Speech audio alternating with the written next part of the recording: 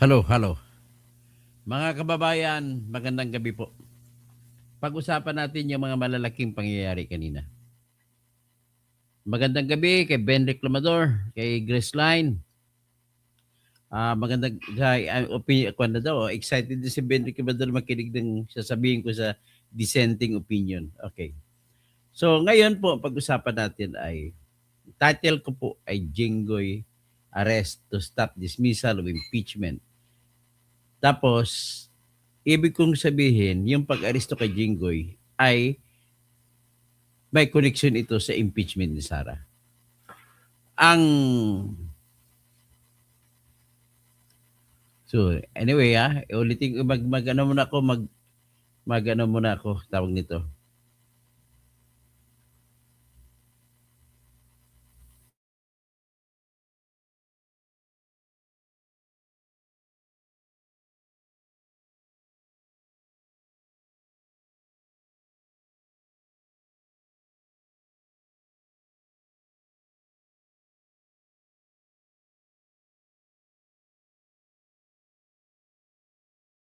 Nag-rewind lang ako kasi medyo masalimuot yung ano.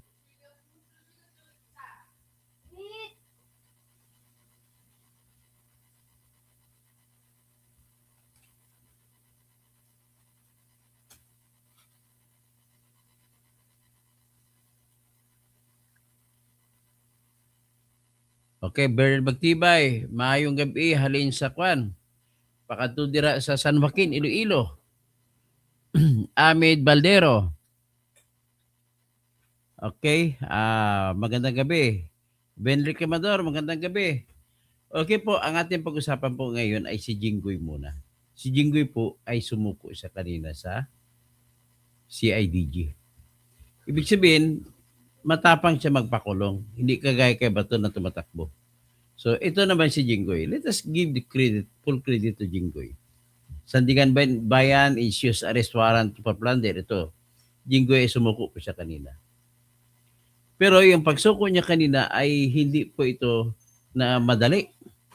Kasi ang nangyari ay para nag-away, nagsigawan pa si John Vic Remulla na mapapapel. Pwede naman yung mga pulis lang mag-aresto doon.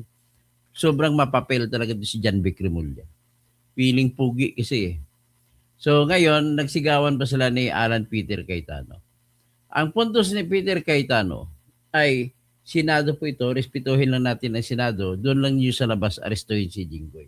Total, sumuko naman si Jinggoy sa Senate, sa Senado na OECA. At ang OECA, isusuko nila doon sa police si Jinggoy. Ayaw? Ano meron? Ibig sabihin, ang ibig lang po sabihin yan ay mayroong tinatawag na ulterior motive. May motibo itong mga grupo ni Remulla. Gusto niya masiguro na hindi makaboto si Jinggoy. Kasi ganito po yun ang nangyari. Amid Baldero, Ben Reclamador, ganito po yun nangyari kanina. Pagkatapos mag-press conference si Jinggoy Estrada, ay sabi niya susuko siya sa CIDG. Pagkatapos niya, ando na pala to si John Vic Remulla. Ano gusto? Bakit? Susuko na nga, pupunta na nga. Sunduin pa doon. Ano ang pakay? Ngayon, tapos bago tayo kakanta mo na ang aking apo. Kakanta mo na ang aking apo bago tayo magpatuloy. Ang apo ko na si Whisper Tinito. Whisper Tinito is here! Wait. Wait. Uy, do not. Do not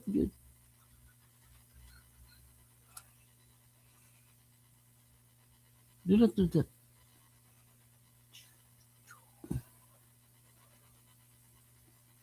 Okay.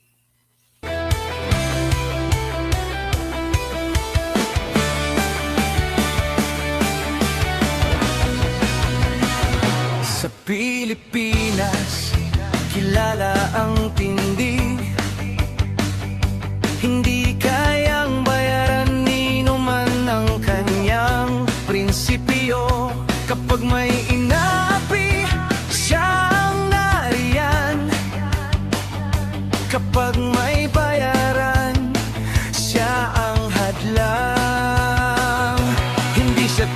sa pananakot ng iilan. Hindi siya alila ng sino mang mayaman. Kung ang kapangyarihan nila ay inaabuso, hinahawi niya yan mano-mano. Kapag ang taong bayan ang nasasakal, siya ang unang sumusugot, tumatagal. Hindi perang sukatan ng halaga, kundi kung sino ang lumalaban para sa masa.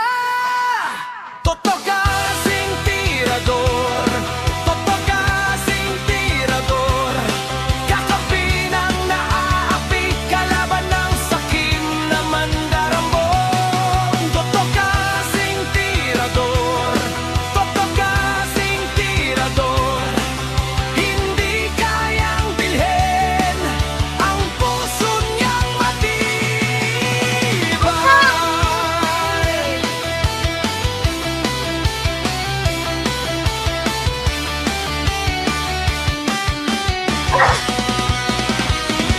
Mga magnanakaw sa pondo ng bayan, nanginginig kapag siya ang nandyan.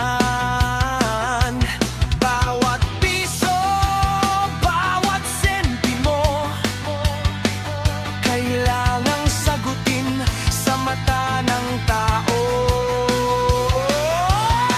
Walang ngiti para sa mandarambong walang pwesto, para sa sumisipsip kapag ang hustisya ang pinag-uusapan. Siya ang bantay sa gitna ng laban.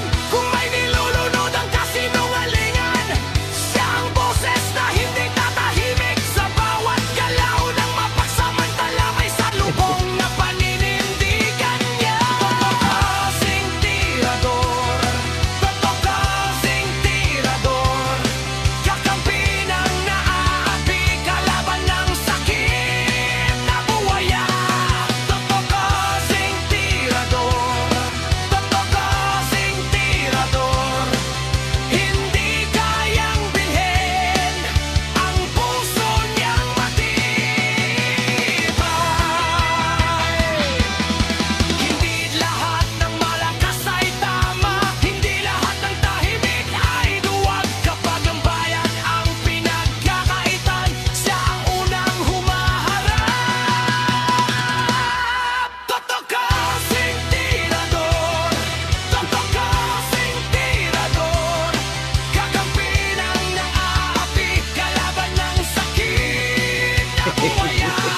Totoo kasing tirador, totoo kasing tirador, sa taong bayan nagkatayo, hanggang dulo ang paninindigan.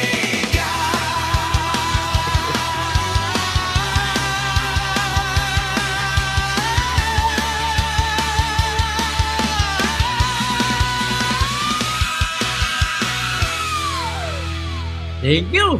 Thank you. Thank you, Bertinito. Okay. We will now go to our topic.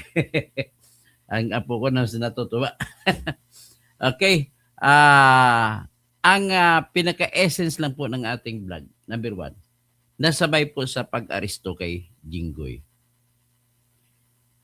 Number 2, nagsampa ng sagot si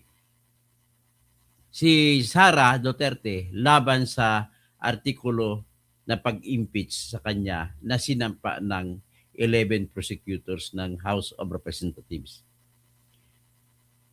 Pangatlo ay isasabay din dito yung tinatawag na pag-imbestiga sa mga malay-malayta na mga pera na ninakaw ng kakampi ni Bongbong Marcos at saka mga kakampi niya.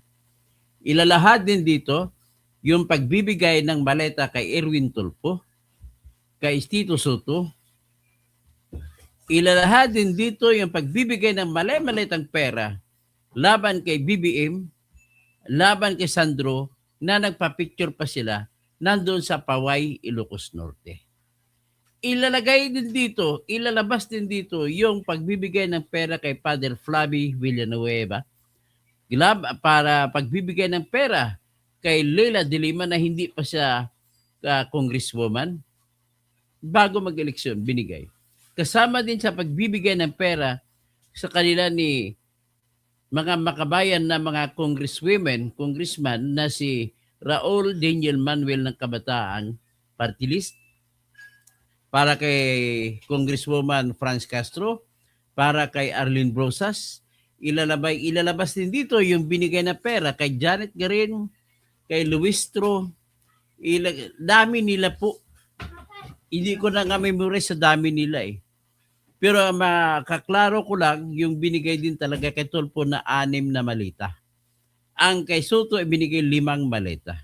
Yan po ang klaro dyan. So, ibig sabihin, labanan nila dito sa impeachment para hindi matalo ang grupo ni Bongbong Marcos. Sigurado ako na tinawagan ang Sandigan Bayan na ilabas na ang warrant of arrest laban kay Jinggoy Estrada para mabawasan sila 1 boto. Bakit? Importante ba yun? Siyempre, importante. Kasi nung araw na yon, Lunes, alas 5 ng hapon, ay nakaschedule na pag-usapan ang motion na papayagan dumalo sa Senate hearing ang mga nakakulong, kagaya kay Jinggoy. Ang sunod na pabawasan nila ay si Chis Escudero. Ang sunod niyan si Joel Villanueva. Ang sunod niyan, pipilitin kahit na walang ebidensya, kahit walang kaso, si Marcoleta. At sino pang iba? Si Bato hindi na makapagpakita kasi ano na siya. Si Ruben Padilla, kasuhan din nila ng obstruction of justice sapagkat tinago niya si Bato. Si Camille Villar at saka si Mark Villar ay kakasuhan din nila patungkol po sa tinatawag na insider trading. Ano ba yung insider trading na kasalanan? Yung insider trading po, ganito po yan. May-ari ka ng korporasyon. Ang korporasyon po mayroong tinatawag na shares of stocks. So, ang shares of stocks, kapag nakalista ka sa Philippine Stock Exchange, ay pwede ka magbenta ng shares of stocks mo. Ano ang kahalagahan ng pagbebenta? Pag mayroong bumili po, yan po ipapasok sa kaban ng korporasyon na kung saan ang kanyang stocks ay binili. At kung papasok, dagdag po na kapital sa korporasyon yan. Halimbawa po, Jollibee, kulang kapital ng Jollibee, kasama ang Jollibee sa sumasali sa stock exchange. So maraming bibili ng stocks ng Jollibee ay gagamitin ngayon ng Jollibee pagpapatayo ng iba pang negosyo nila. Yan po yung stock exchange. So ngayon, paano ngayon kumikita ang mga stockholders? Stockholders po, kumikita sila kung ang gagawin nila ay ibebenta nila ang kanilang stocks na mas mahal sa kanilang mga pagbili. Halimbawa, binili ko ang stocks ng Jollibee. Sa ngayon ay 50 pesos. Nung ibebenta ko na ay magiging 100 pesos. So, ano bang mekanismo? Bakit tumataas ang presyo ng mga stocks? Ang totoong mekanismo na walang daya, paano tataas ang presyo ng mga stocks ng mga korporasyon ay kung maganda ang takbo ng negosyo. Pero may tinatawag na artificial na pagpataas ng presyo ng mga stocks. Yan po ay ganito gagawin. Insider trading ang tawag. Bakit insider trading? Ganito po yung sitwasyon. Sabihin na natin may 5 na tao magkutsaba. Bibilhin mula sa number 1 na tao. Ang presyo halimbawa, San Miguel, bibilhin niya 50 pesos. Ibibenta sa number 2 na tao, ang 50 pesos ibenta niya 55 pesos. Kahit na walang kita ang korporasyon, bibilhin ng 55 pesos. Parang 55 ibibenta sa person number 3 na sa halagang 60 pesos. Kahit na walang kita, nagiging 60, tumataas. Tapos 60 ibibenta sa pang-4 na tao, magiging 65 pesos. Tapos mula sa pang-4 na tao, ibibenta rin sa pang-5 tao na magiging 80 pesos. Ganun po yun. Sila-sila lang ang nagpipresyo-presyuhan at ang tawag po dyan ay insider trading. Ang lehitimo na pagtaas ng presyo ng stocks ay nakabase dapat sa kung magkano kinita ng korporasyon sa kanyang sariling negosyo. Pero dito, yan ang kinaso sa kanila ni Villar. Kinaso sa dalawang magkapatid. Pati tatay nila kinasuhan.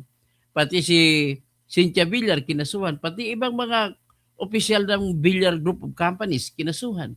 So, pero ang parusa ay hindi naman kulong. Kaya lang pang-istorbo din talaga. So, yan ang kinaso po sa dalawang magkakapatid na Villar. So, I suppose, hindi ko naman nakita ebidensya, pero nagpipil ko na mahina ang ebidensya. Kasi unang-una, hindi naman sila nakikialam sa pagpatakbo ng korporasyon ng mga Villar Group of Companies. Alam naman natin ng mga politiko mga ito. So wala silang pakialam sa pagtakbo ng korporasyon. So paano mo sabihin ngayon na nakikialam sila para tumaas ang presyo ng kanilang stocks? So that is only a matter of question and we cannot conclude kasi unang-una hindi natin alam kung ano mga facts of the case. So ngayon, si dalawang Villar, si Ruben kasuhan din. So tatlo, si Marcolita pang-apat, si Joel Villanueva pang-5, si Chis Escudero pang-6, Jinggoy kinasuhan sa pang-7, tapos si Bato pang-8, hindi makapakita. Ano ang senaryo dito? Kahapon po, pag-usapan sana kung papayagan na dadalo sa hearing ang mga nakakulong. So ngayon, kinukontra ng minority yan. Ang minority yan, grupo nila ni Risa Hontiveros, nila ni Tuta Soto, nila ni Erwin Tulfo, nila ni Lito Lapid. So sila, ayaw nila yan sapagkat gusto nila na makuha nila yung desisyon. Yung desisyon na sila bawat issue sa impeachment case ni Sara Duterte, kailangan makuha ng desisyon. Kagaya niyan, may tanong, dapat bang utusan ang bangko na ibigay ng bangko sa impeachment court ang tinatawag na bank accounts ni Sara Duterte? Yan ay pagbuto-butuhan po. Ay kung majority, kung lampas sa 12, ang minority, mananaig sila. So utusan ngayon ng bangko, ibibigay ngayon, ipapakita ngayon sa impeachment trial ni Sara Duterte. Yan po ang importansya ng kung kailangan majority sila. Pero sa usapin, kung maaagaw nila ang Senate speakers, Senate presidency, hindi po nila maaagaw kasi kailangan ng 13 boto. Pero kung sa mga committee lang, ay pwede nilang agawin.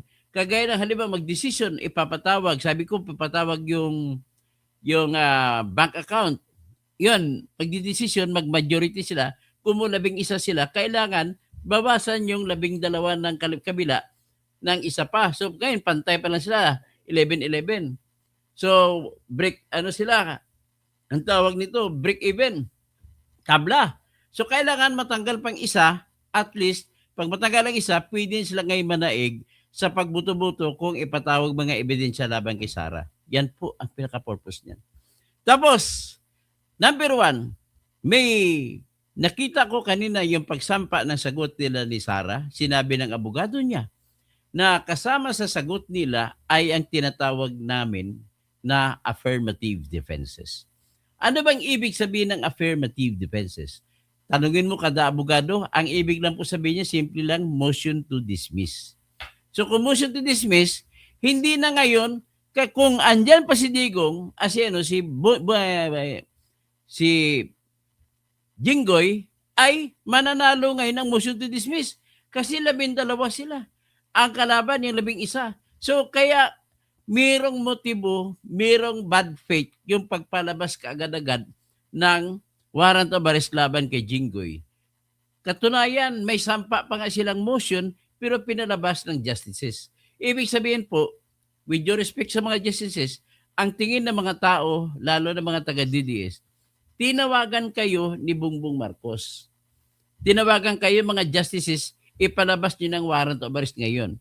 At babalik lang ako kanina sa sinasabi ko, nag-press ko na si Jinggoy na susuko sa CIDG. Bakit pumunta pa doon si John Vic Remulla? Ang pakay po ay para kukunin na kagad si Jinggoy para hindi na siya makasama sa buto-butuhan kung isasama ang mga nakakulong na pwede dumalo sa mga pagdinig o sesyon ng Senado o sesyon ng Senate Impeachment Court. So talagang piniwersa niya, kukunin niya. Ang mangyayari sana noon ay magsisesyon muna sila ni Alan Peter Cayetano, pabutuhin mo na si Jinggoy para doon sa proposal na babaguhin ang kanilang panuntunan na payagan na dumalo sa sesyon ng Senado ang mga nakakulong. Pero inunahan nila. So, ibig sabihin, yan po nakita ko na bad faith na ginagawa dyan. So, nagsigawan pa po si Cayetano at saka si John Vic Remulla dyan. So, ibig sabihin, iyan po ang kanilang ano. So, magiging, sa ngayon po, 11-11 pa lang ang boto. So, kung matatanggal, maaresto na si ang kasunod si Joel Villanueva, magiging 10-11. Tama ka, Benry Camador. So, kung maging 10-11, lamang na ang grupo nila ni Lacson. Ano ngayon ang danger? Pag pinag-usapan po yung impeachment ni Sara, ang delikado kay Sara dyan ay uutos sila ng utos, ipapuntay dito, ibuksan ang kung ano-anong buksan na makagay BIR, buksan ang records ng BIR, buksan ang AMLAC. Yan po ang delikado dyan kay Sara Duterte. So, yan ang kanilang ginagawa. So, with that, lamang talaga yung sila na hawak kasi nila yung korte, hawak nila yung ombudsman, at tinataon po yun sa panahon na may may trial. So ngayon, kung may trial at hindi na makadesisyon ngayon yung mga pro-Duterte na mga senador, matatalo na sila ngayon ng anti-Duterte na mga senador. Ngayon, ang may pangkontra naman sila ni Alan Peter Cayetano. Kaya madaliin din nila ni Alan Peter Cayetano ang pag-imbestiga sa Blue Ribbon sa mga mali-maleta. At lalabas ngayon ang pangalan ni Tuta Soto na mayroon siyang 5 maleta na tinanggap mula kay Saldico. At si Erwin Tolpo na tumanggap ng 6 na maleta, hinatid pa sa kanya sa bahay niya, bagong bahay niya sa Green Hills. Ganon katindi. So, ano pang iba? Pati si Rapi Tolpo, maimbestigahan yung kanyang 5 billion na insertion.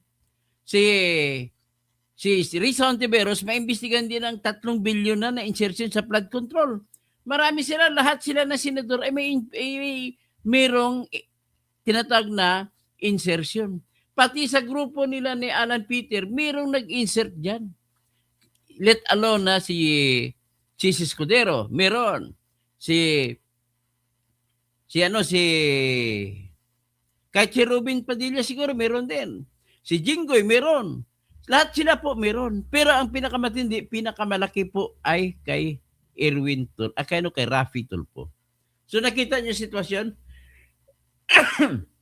Ang panlaban ngayon ng grupo ni Alan Peter ay yung investigasyon ng tinatag na yung flood control investigation ng subcommittee ng Blue Ribbon Committee. So yan po ang nagbubanggaan ngayon. So ngayon, with that, we can expect fireworks. So siguro ko bibilisan naman nila ni Ombudsman Remulla ang pagkaso ng pagkaso. Pero nakikita ko na hindi siya mananaig sa kinakaso nila na plunder laban kay Marcoleta. Kasi ang plunder po ay dapat ay pera ng bayan ang ginagasta. Sa kaso naman ni Marcoleta, ang pera ng mga donor, sila ni Mike Defensor at saka yung dalawa pa. So hindi yung plunder, hindi mo matatawag na malversation kasi pribadong tao na pera yun. Hindi yun pera ng gobyerno. At ang depensa ni Marcoleta numero 1 dyan ay nagastos na yun. Hindi napunta sa bulsa ko yun. Ginastos niya sa kampanya. Bali, worth 75 million pesos. So, ngayon, pag mabuksan ang insertion, nakita naman natin isang BES, may lumabas na flood control project ni Risa Hontiveros na hindi natapos, hindi ba lang naumpisa ng gawa. So, sang-ayon ako na mayroon pong nag-insert, may nagawa naman. Maraming nag-insert, maraming nagawa. Pero ang problema dito, kung ang insertion ng proyekto ay kung hindi nagawa. Kung nagawa man ay substandard. Yan ang pinaka-problema dyan So, ibig sabihin, ito na ngayon, at knowing, siyempre, gagamitin din nila ni Marcoleta na magpupolitika din sila. Ang unahin nila, titirahin yung mga politiko diyan sa minority. Sigurado, kaya nga sabi ni Alan Peter Cayetano, hindi to tyranny of the majority, kundi tira ni Erwin Tulfo, tira ni Rapi Tulfo, tira ni Tuta Soto, tira ni Ping Lacson, at tira nila Lito Lapid. Lahat na sila na mga, si Kiko Pangilinan, tira niya. Tira naman ito ni Kiko si Bam Aquino. Ganun po yung mangyayari dito. So, ibig sabihin, ang gulo sa Senado ay makikita mo. Inaasahan ko na magulo. At kung gugulo ito, mind you, apektado ang takbo ng impeachment. Kung pagpipilitan ng mga grupo ng kalaban ni Sara na talagang guguluhin nila, tanggalin nila yung 8 na senador, halimbawa, kaya na tanggalin. Si ilan lang matira sa grupo ni Alan Peter? So, minus 8. So, 12 minus 8, 13 minus 8, that is 5. So, kung 5 na senador lamang sila ni Alan Peter Cayetano, tapos si Alan Peter ang presiding officer, so ano ngayon mangyari? So, ang 5 ba yun? Bubuto ba yun? Sasama ba yun sa boto sa 11? I doubt. Kaya sigurado po na hindi sila mananalo sa pagbuto-butuhan na kung matatalo nila si Sara o hindi. Hindi po sila makakaya mananalo. Kasi kailangan ng 16 na boto na senador para mo mapatanggal, magiging guilty si Sara. Paano mangyari? 11 lang sila. Sigurado ako 11 niyan ay bubuto laban kay Sara yan. Kasi lahat niya may mga pangarap na magiging presidente. Isa lang naman ang ugat dito si Sara lang Gusto nila hindi maging presidente. At natatakot lalo si BBM dyan at grupo nila, pati si Romualdez, na kung si Sara maging presidente, sigurado sabog ang bahay tae nila. Sigurado ako na ikukulong sila lahat. Sigurado ako dyan. Kaya yan po ang kanilang kinatatakutan. So, kayo mga iba pang nagsabi, bakit ako kumampi kay Sara? Simple lang po. Ang batas po ay ang batas na dapat pumapabor sa mga taong akusado ay nilabag nila ni BBM at sinuportahan nila makakaliwa. Sinuportahan nila ni Ronald Llamas, si mga dilaw. Sinuportahan ng mga kakamping. Akalain mo walang batas na nagsasabi na arestuhin mo yung tao kung hindi dadaan sa local court? Kanila nang inabuso yung due process clause sa ating bansa, sa konstitusyon. Hindi pwede mangyari yung pag-aresto. Idaan muna nila sa korte natin. Ganun po notwithstanding the statement of this expert ko si Domingo Cayusa, expert din ko ito si Raul Pangalangan, ay ang problema sa inyo, sir, puro kayo anti-Sara, kaya ganun ang inyong opinion. Ganito rin si Mel Santa Maria. Ganito rin si Justice Antonio Carpio. Anti-Sara kasi kayo Ganon din si Adolfo Escona, medyo manumanay siya. Pero lahat sila po anti-Sara. Anong klaseng opinion ng mga anti? Hindi mo pwede paniwalaan yan. Tapos, ang katotohanan pa rin, andito. 15 ang tinatawag na kasapi ng Supreme Court. Sa hiningi na TRO ni Bato, binasura yun. Pero hindi yun. Lahat na basura, lahat ng justices ay bumuto kontra kay Bato. Hindi. 5 bumuto pabor kay Bato. At ang 5 ay sigurado sila na sinasabi nila yung Section 17 ng RA 9851 na ginagamit na pang-authorize kay Marcos para mag-aresto ay unconstitutional, labag sa konstitusyon. Kasi yung pag-aresto na hindi ginagalang ang ating saligang batas, na kung saan lahat ng tao ay may karapatan na magiging malaya, magiging buhay, at magkaroon ng kayamanan. Kaya sinasabi diyan, no person shall be deprived of life, liberty, or property without due process of law. Kaya yan ang pinaka-numero 1 kong argumento na hindi pwede kara-karaka, aresto ka, dadaan ka sa korte natin, amigo. Pangalawa, ang pag-aresto ay utos lamang yan ni Bongbong Marcos. May option siya kung iparesto niya kung hindi. Kung aresto mga pulis, ibig sabihin, yan ang utos ni Bongbong Marcos. Kung pinaresto niya si Duterte, ibig sabihin, siya ang may utak para arestuhin si Duterte. Ibig sabihin, may sitwasyon tayo na ang ating gobyerno mismo ang nagbebenta ng ating karangalan sa ibang bansa. Akalain mo, ibig sabihin, lumalabas po tayo ng mga bansa na mga hayop.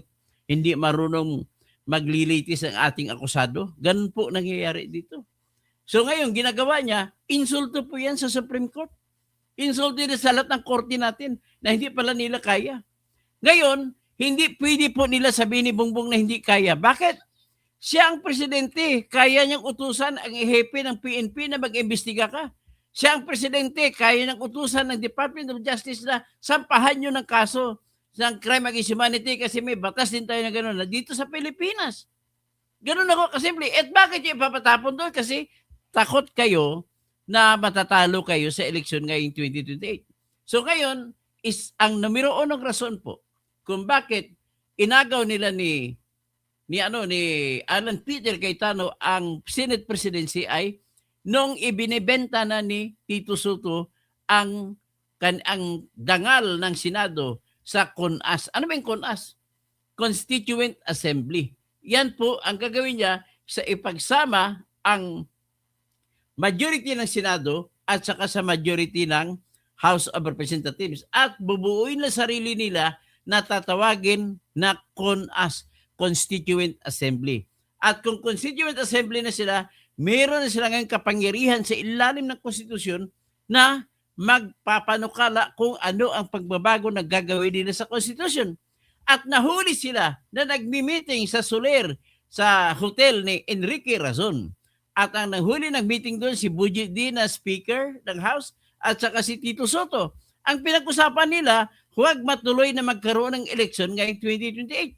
At para pumayag ang mga senador at saka congressmen at congresswoman ay kailangan walang eleksyon at bibigyan sila ng 3 taon palugit na magiging senador pa rin at magiging congressman pa rin na walang eleksyon. At i-extend din ang office of the president 3 years. So ibig sabihin, madadagan ng 3 taon ang pagiging presidente ni Bangag, ni Bongbong. At ganon din ang mga mayor, vice mayor, congressman, ganon din ang mga gobernador, vice gobernador, saka lahat ng iba pang opisyal. Ganon po ang mangyari nga pagkababoy na ginagawa nila. Gusto nila tanggalin mo na si Sara. So ngayon, hinuhop nila na kapag dating sa 2031, mag-eleksyon ay wala na si Sara. Ganun po ang takbo dyan. So ladies and gentlemen, it is now up to you to support, to pray kung kanino kayo magpe-pray. Importante lang po mag-pray tayo na hindi po magtatagumpay ang mga balak ng ang maitim na balak nitong grupo ni Bongbong Marcos. Ang kinatatakutan kasi nila, itong mabibisto sila sa Blue Ribbon Committee ni Marcoleta. Yan po ang kinatatakutan nila. Lalabas ngayon si Romualdez. Lalabas na ngayon malamang makipag-campaign na lang sa kanila dito si Saldico. At ituturo sila lahat ni Saldico. Kasama si Saldico sa nangurakot kasi nagkumuha ng mga malamaleta. So pag iyan ang mga testigo mo po, ay sabog na po kayo lahat-lahat. Dapat na, panahon na po matigil yung korupsyon na yan.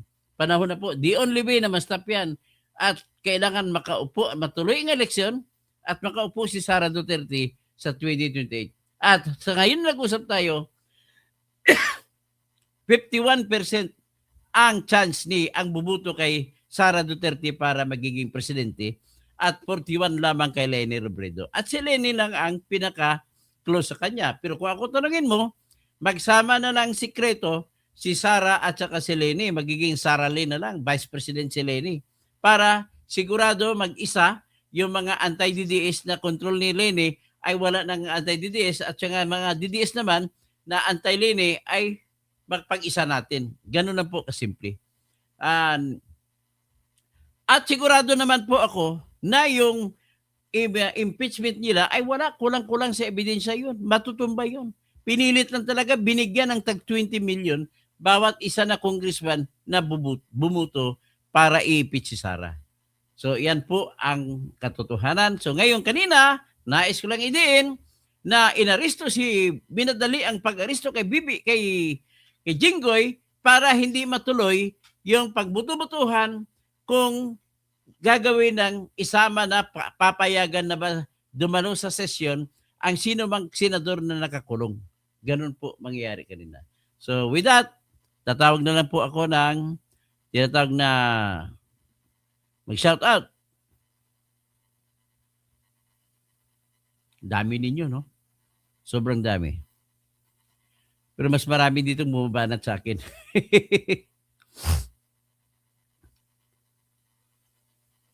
Okay. Si Ben Magtibay, no? Bernard Magtibay sa San Joaquin, Iloilo.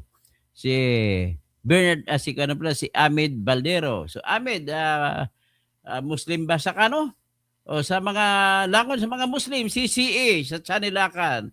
Assalamualaikum warahmatullahi wa barakatuh. Tapos si Ben Reclamador, tapos si Jobs, Engineer Toots, si Jobs sa GHD, GYD. then Sugbuanon, unsa mga ang gabi then. Tapos si Jobs, good evening. Dario Arellano, good evening, Doc Toto. Tapos si Ahmed Baldero, hello sir, good day and good health. Ara Sausa, good evening. Attorney Toto, God bless, protect and guide you always. Ben Reclamador, syempre maraming media doon. Sayang ng media mileage. Ito lang sa akin masabi, no? I-share ko sa inyo. Napansin niyo ba ako? 61 years old na po ako ngayon. At ang aking menu araw-araw po ay kailangan may kakain ako ng isang cup na saluyot. Kahit anong klaseng luto. Tapos, isang buwan ko na ito ginawa. Ang una pong benepisyo sa akin, dati po ganitong kamay ko. Hindi ko mauntay o hindi ko maganon. Pero ngayon, maluwag na. Ibig sabihin po, nagpapatunaw siya ng gout, yung saluyot. So, hindi rin ako tumataba dahil, alam mo na, pag kumain ka ng saluyot, ang lahat ng kinain mo, lalabas kagad.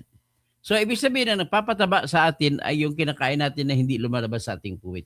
So, kailangan ang lahat natin kinain na labas sa puwit. Okay? At saka, ito, kung makain ka ng saluyot, kahit kumakain ka ng carbohydrates, ay nawawala din ang sugar. Kaya, nagsukat ako ng sugar ko kahapon. Ang aking sugar po ay number 4. Kung sa 4, times 18, that is 4 times 10, that is 40. 4 times 8 is 32. 72 po yung aking sugar level. So, yan ang tip ko naman binibigay sa inyo. So, patuloy tayo. Tapos si Ahmed Baldero, thank you, Sir Toto, for number 3. Jobs, gusto pang hiyaon. Tapos na, Altea Gesta, sobra ang paggigipit ng mga kawatan. So, Ahmed Baldero, Sir, pahingi ng jacket. Ganun ba? Ben Reclamador, Beta Carotene Insights. So, Mersk, good evening, sir. Tapos si Grace Line, wow, great dance. Bertinito, kanina sumayaw kasing pa ang apo ko. So, the Roadrunner. Si Glenn Dato, Dr. Toto, ano nang nangyari sa senator? Halata na talaga. Minority na ang mga may kasalanan nitong lahat. Yun ang tyranny of minority. Mga tira ni minority. Cloud, wow, may entertainer sa likod. Beta Carotene, nawala ang background. Malis na eh. Tinanggal ko na background. Pwede ko man ibalik sa ngayon na background. Ito pa yung background. Ay. Ayan po ang background natin. Tapos, tapos si Ben Reclamador, mas magaling pa yung backup dancer mo. Kaysa dancer ni Banat Bay. Maria Jane Belmonte, Bibo, apo mo, Toto, cute na, nami magsaot. Nami gisa magsaot, no? Joe Vlog, Southers TV. Tapos si Jobs, paano yan? Walang session pero may hearing sa Thursday. Elisa Balagso, kakatuwa ang iyong apo. So Jobs, magbawas man sila sa majority kung walang plenary session, hindi rin po nila mapaalis si Alan Peter Cayetano kasi kailangan ng 13 votes. Pero sa ibang mga issue, talo sila ni Alan Peter Cayetano. Ang problema ko baka alisin si Peter Cayetano si Marcoleta sa Blue Ribbon kasi lamang na sila eh. So Ben Leclamador, nasa affidavit ng 18 Marine si Loren. Oh, wala namang problema sa grupo nila Loren eh. Mark Villar kasama. Oo nga, kasama sila. Felix Pagulong, naniniwala ako sa iyo noon, engineer, pero ngayon hindi na. Ay, hindi ko naman ba pwede ikaw balawalan na hindi maniwala. Nasa iyo po yan, Felix Pagulong. Kung kanino kaniwala, wala akong magagawa. Pero kung naniniwala ka, kung hindi po kayo naniniwala sa akin, ibig sabihin, naniniwala po kayo kay BBM. Ganun lang po kasimple. At kung makakaliwa ka, makadilaw ka, makakakamping, sinusuportahan ninyo si BBM. Hindi kayo kukundi na kay BBM na magnanakaw. Imelda Dandoy, Supreme Court, ang bagal, anong ginagawa ninyo? Jobs, galing ni majority, yon. Hearing ng BRC, tuloy. Kailangan matuloy ng hearing ng BRC. But mo, hindi ko nabasahin niya, awayin mo naman ako eh.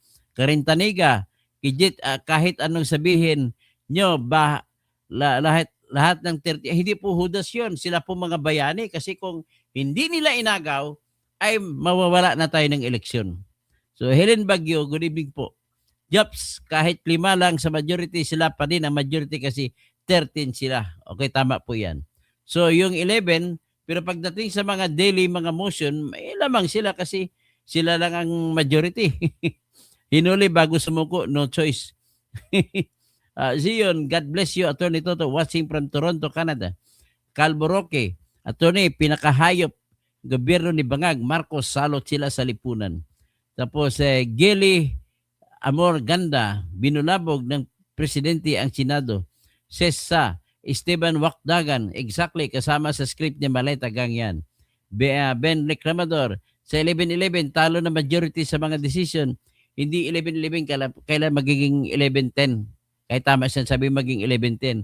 Kaya dapat ipakulong nila si Joel o si Cheese kasunod. May bawal ba doon? Ang gusto mo kasi yung pabor lang kay Duterte. Wala akong magagawa. Mas magaling ang Duterte kumpara kay BBM. Di ba? Kung opinion mo hindi, wala akong magagawa. Booker Dewitt, Gibo Tudorov. Wala isip Gibo Tudorov, traidor sa bayan yan. Ruel Pedregosa, makulong si Sara. Hindi po, kailangan manalo si Sara. Kasi hindi naman nagnakaw si Sara, wala kang ebidensya. Esteban Wakdagan, sana milagro si Senator Lito Lapid at lilipat sa majority block. Ferdinand Claveria, we fake. Sino bang fake? Ano bang fake mo ibig mo sabihin? What the youths? Gumawa ka ng istorya, wala ka namang ebidensya, Mr. Ferdinand Claveria. Ibangon mo naman ang pamilya Claveria na mga matatalino rin kayo. Pero kung ganun kwento mo, lumalabas po, wala kang alam. Pasensya na po. Ruel Pedregosa, tulits mga pinagsabi mo, perfect. Isa pa ito. Ibig sabihin mga Pedregosa po, mga bubo. Di ba? Kasi ganun ang inyong kakampi. Kapamilya niyo si Ruel Pedregosa tapos ganun bang sinasabi? Kabubuhan.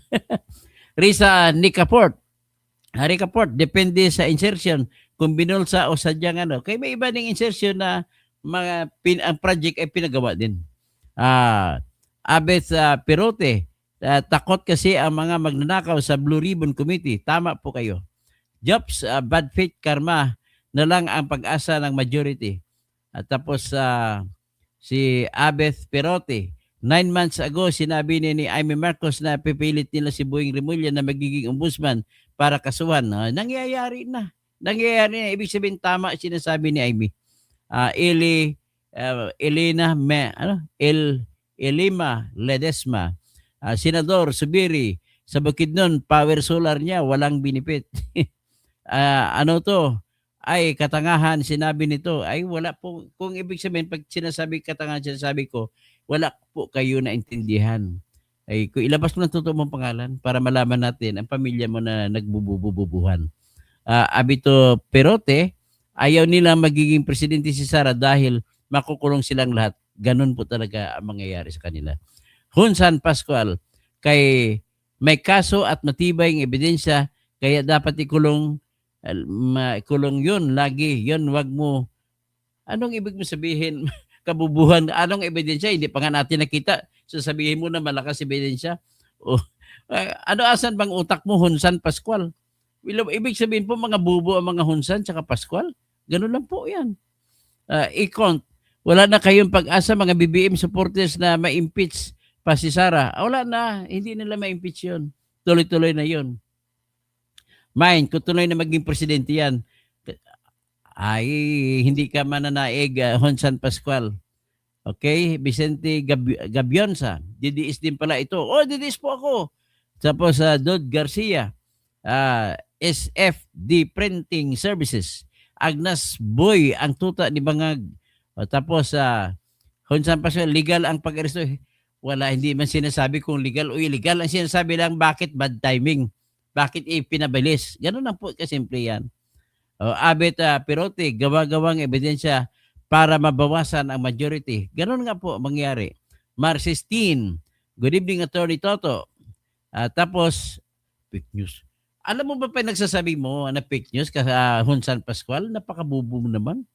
Tapos Cassandra DC, I never felt so hard for Jinggoy. What is damn brother JB doing? Yun, walang kwenta, traidor ang kapatid niya. Propaganda lang yan. Kayo nagpropaganda, si Auntie Claire. I stand with Senator Jinggoy. Honsan Pascual, propaganda lang yan. Elima Ledesma, tama Sir Toto, ni Bangag yan. Jovilon Nopal, sino source mo? Pinakita na nga sa kung ano yung balita, pinakita na, matatanong ka pa sino source. Honsan Pascual, tsaka nakikita mo na inaresto ka agad eh. Pwede naman antayin bukas eh. At pinalabas pa kagad, pwede naman antayin bukas. I support SP Alan Cayetano and the 13 brave majority senators. Elima Ledesma, marami. Honsan Pascual, katsang balat ulit ka lang. Tapos, dyan may kalbo, wag mo lukuhin. Ay, hindi po. Kung wala ka ng argumento, mabuti pa dyan ay mahinahimik ka na lang. Kung tawagin mo ko kalbo, ibig sabihin po, wala kang argumento. Bubo ka. Kalbo ako, bubo ka naman. Pero handsome pa rin ako, gwapo pa rin. Berge Piquero, nakastress na adictos na administration. Rowena Samonte, support Marcolita ang sinungaling. Ay, si Marcolita po mas magaling. Pasensya ka na, Rowena Samonte, hindi po kayo nagsabi ng totoo. Honsan Pascual, walang pagsusulong sinabi, Jubilon Nopal, mag-pray kami para sa Pilipinas, hindi sa mga politiko. Petra Gatosang, God will shower our country. Ayisa Lasti, didishit, pahiya. Kaya hindi po kami napahiya, pero wag kami tawaging didishit. Kasi yung pagtatawag didishit, para po kayo ng lalait. Tawagin mo lang kami didiis, wag naman tanggalin mo ni shit. Ibig sabihin po, nag-shit ka, galit na galit ka. At kung galit na galit ka, kabubuhan lang lahat ng sa isip mo. Di ba? Wala kang magandang argumento kaya ganun ka. So, sino pa? Manuel Malaki. Wala kasing breakthrough to kick. So, Jen Vocalist, ang yabang-yabang ni John Vic. Okay, Rowena Samonte, Marlene Bondok, Elima Ledesma, Jadip, how important sa opinion mo? Wow, importante. Opinion mo? Ay, hindi ko naman, wala na akong pakialam sa iyo kung hindi mo makinig sa akin. Jabet Perote, hindi magtatagumpay ang mga kampon ng maleta. So, sino pa? Rowena Samonte. Kayo kasi mas maganda pong DDS. Ang DDS po hindi magnanakaw sa maleta. Ba't mo kakampihan ang mga malita na magnanakaw? Diba, Rowena Samonte? Mag-isip-isip ka po ng malalim. Ha? Tapos, Alberto Mendoza, Attorney Good, PM. So, sino pa? Oscar Palek. Ano man ang ginbuhat ni Marcos Sr. sa kay BP, Fernando Lopez, si Lopez, nagbulig sa iya. Ganon din, tinraidor niya pala si Fernando Lopez. Ganon din ang ugali ni BBM. Kung anong ugali ni tatay niya na traidor, ganon din ang ginawa niya. Ay po, idol ko po kayo, Chester Kayanan. Jadef, Gili Ramirez, good evening, Dr. To. Tapos, Jubilon Nopal, the only way na ma-stop yan, pumili kayo ng tama. Rowena, at this time, makapili na kayo ng tama. So, Elema, Ledesma, sa Bukidnon, puro Sara lahat. Mango, pera lang yan, dahilan engineer Torne. Tapos, Truman, sir, goodbye, good evening, watching from Australia. Sana dumami kayo mga the same na vlogger. Tapos, puro kayo gawa ng kwento. Hindi po ako gumagawa ng kwento. Sila po sa balita ang gumagawa ng kwento. Rowena Samonte, Bukidnon, Bulok. O ganun. Hindi ko alam kung bakit Bulok ba ang Bukidnon. Aida Inoue, Payan naman Basilini, magiging vice Kung payag pala. Malamang payag yun. Kakto, good evening po, Katoto. Nakakalungkot na nakadismay ang gobyernong Marcos. Rowena Samonte, tunaw kayo. Albert Mendoza.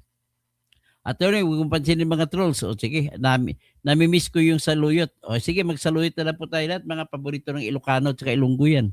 Kakto, good evening po. Kayo, Katoto. Nakalungkot na nakadismaya ang gobyernong ito. Rowena Samonte, Alberto Mendoza. Attorney, huwag mong pansinin. Okay. Sisa, namimiss ko saluyot. Sus, doktor, ka naman ngayon. Jason, tapos Michael Bastis, sir, tapusin na itong mga kabataan na politiko. Jadep, sino pa? Benlek Camador, ang dami ninyo, no? Bele Rabino, maayong gabi. Rego, tuloy, NBA Revolution. Tapos, sino pa? Chubit, parang nagtatagumpay pa rin si BBM. Siyempre, nasa kanya ang beat eh. Hawak niya ang beat eh. Griby Mardayag, action of evidence speaks louder than your nonsense and liar words. Yun, opinion mo yan, pero walang kwentang opinion mo. Pasensya ka na. Madayag, mga madayag pala, mga bobo. O Kinana Francisco Victoria Andrada. Kalbo, Kalbo, guwapo. Numhar, shout out, Wasim from Zamboanga City. So, buenas noches a todos Zambongueños, Zambongueñas. Rowena Samonte. Sino pang iba? Si Greg Catalonia. Good evening po. May lahi po kayong Catalonia. Sir, idol po kita. Salamat, kamag-anak. Tapos, sino pa? Si Jadip. Pabalik-balik na itong iba. Severino Abriz. Hindi na kailangan ng bansa ang mga Dutertes at mga Marcos. They were given a chance. Tapos, sino pa? Pero sa ngayon po, kailangan natin matanggal muna makulong muna yung mga Marcos na malita boys, malita girls. At walang iba pong makakaya niyang gumawa, kundi si Sara Duterte lamang po. So hanggang dyan na muna tayo. Maraming salamat po at napakahaba yung pasensya na hindi ko mababanggit.